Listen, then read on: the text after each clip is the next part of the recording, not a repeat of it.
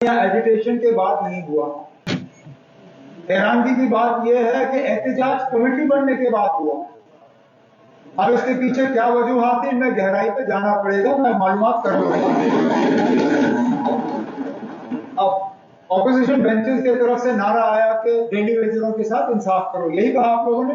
बात करो, बात नहीं, आपने इंसाफ भी कहा। मैं इंसाफ की बात आपने इंसाफ की बात की, तो कहीं ना कहीं आप मान रहे हो कि पिछले 10 साल में डेली वेजरों के साथ कोई इंसाफ नहीं हुआ।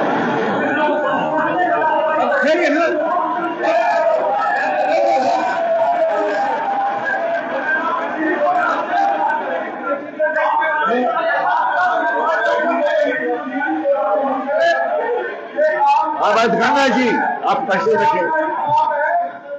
रखें, गंगा जी तशरीफ रखें। अब आप गवर्नमेंट का रिस्पॉन्स सुनना चाहते थे, मैं खड़ा हुआ हूं, मैं आपके नारे का जवाब दे रहा हूं।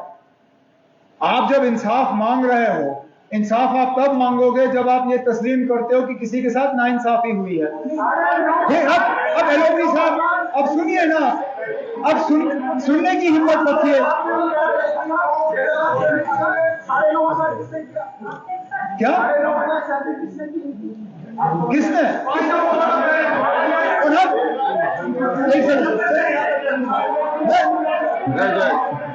मैं अब बैठिए ना, बैठिए,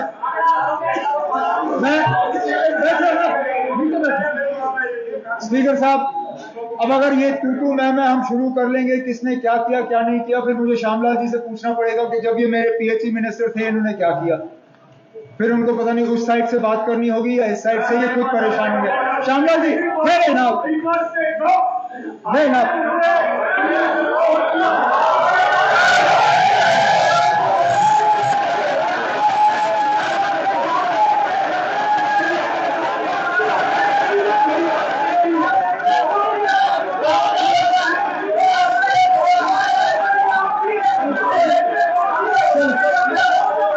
स्पीकर साहब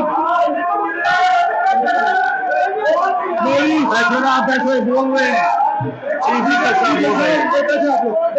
बैठिए ना, आप बैठो। स्पीकर साहब आपका इनके बात को सुनाना।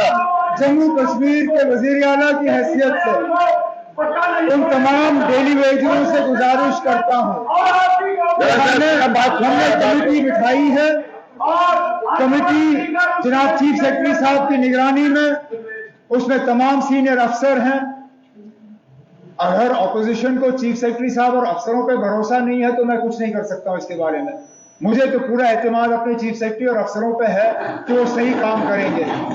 उन्हें 6 महीने का वक्त दिया हुआ है। मैं इन तमाम डेली वेजर जो हड़ताल पे बैठे हुए हैं उनसे गुजारिश करता हूं कि मेहरबानी करके हड़ताल तोड़ के उठें।